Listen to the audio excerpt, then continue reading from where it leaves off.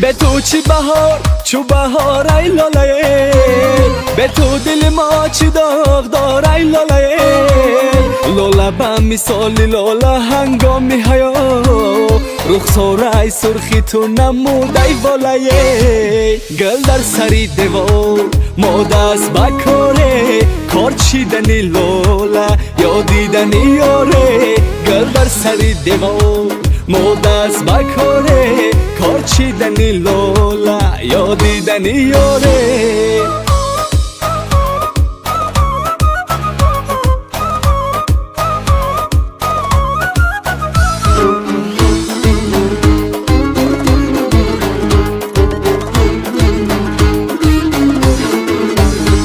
های لاله لبانی تو مرا کشتگر، بر سینه ما گه زنی مشتگر. دیوانه صفت قرض زنم تا به سحر، در صحنه دل نمای ارغشت اگری.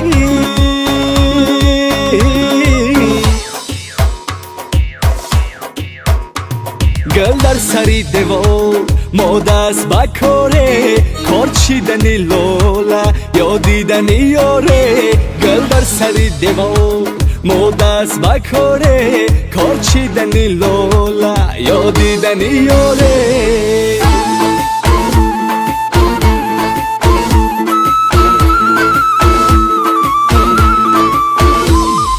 بر سر روی تو بیبارم گلی بارانه، تازه کنم ای دلت داغی هجرانه. گل بیبرم بدرت کی بهارانه.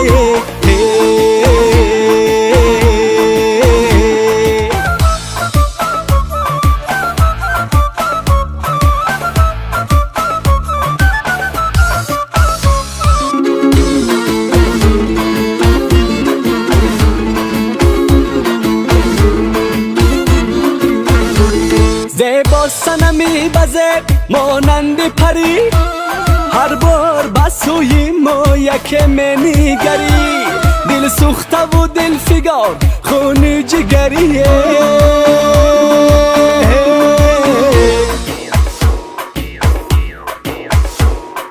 بر سر روی تو بیبارم گلی بارانه. تازه کنم ای دلت داغی هجرانه. گل بیبرم بدرت کی بهارانه.